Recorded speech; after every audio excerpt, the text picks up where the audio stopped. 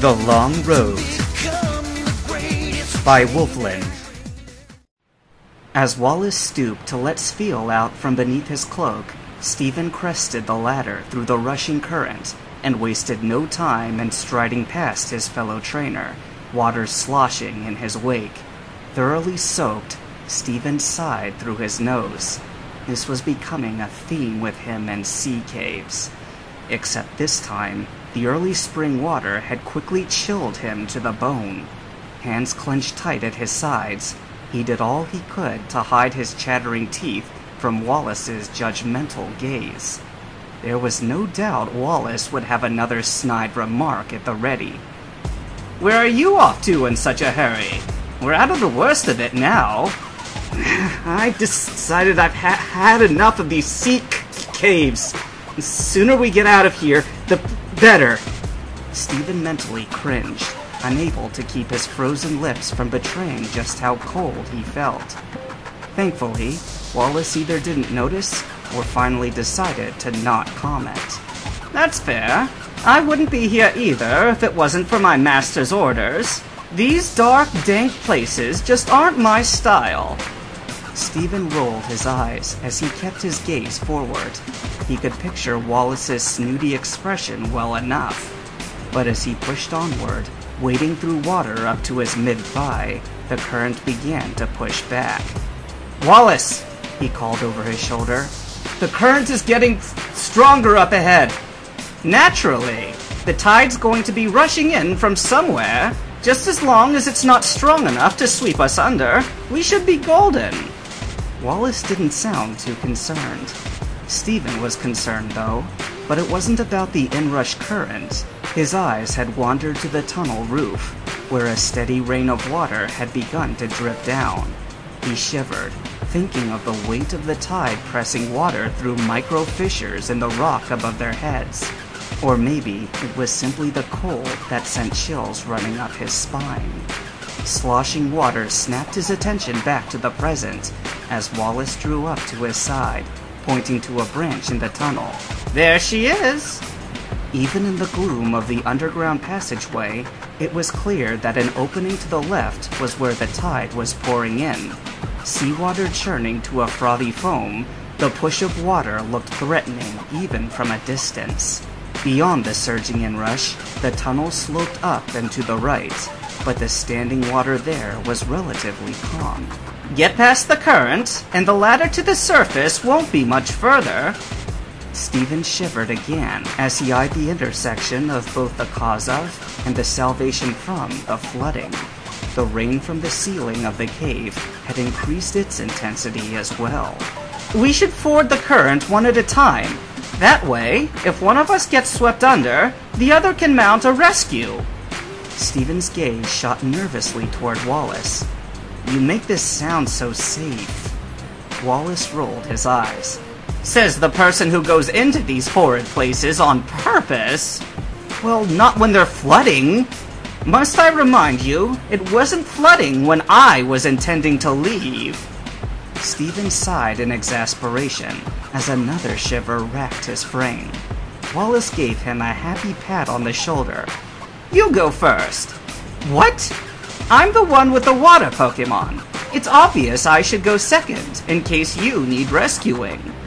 Squeezing his eyes shut with a frustrated noise, Stephen grated out, "Fine." Reaching a hand out for balance against the tunnel wall, Stephen trudged forward into the icy current.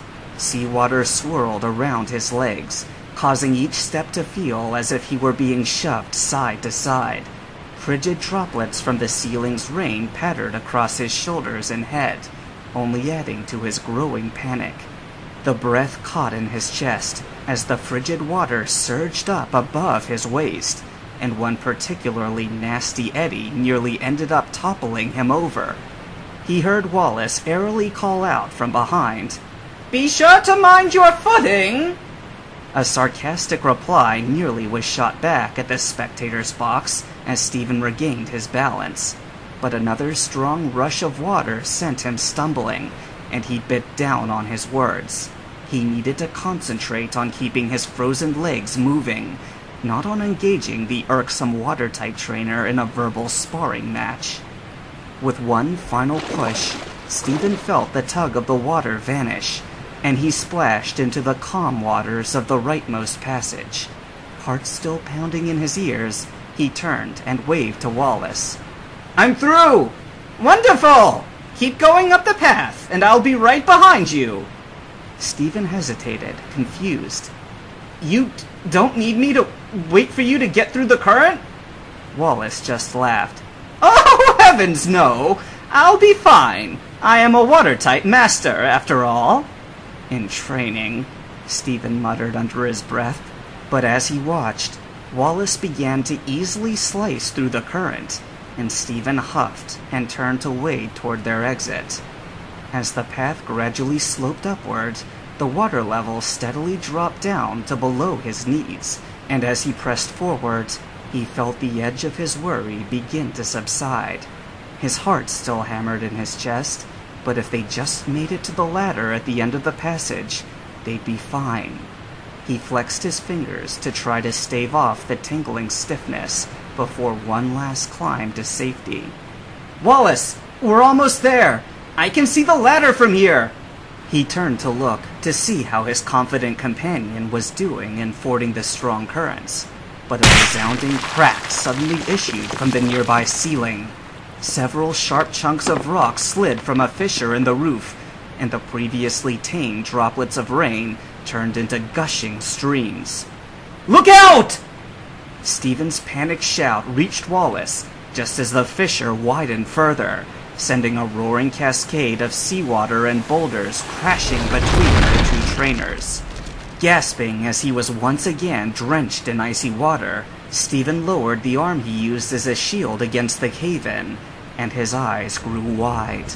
The passage was now effectively sealed off by the debris, with one massive slab blocking most of the width.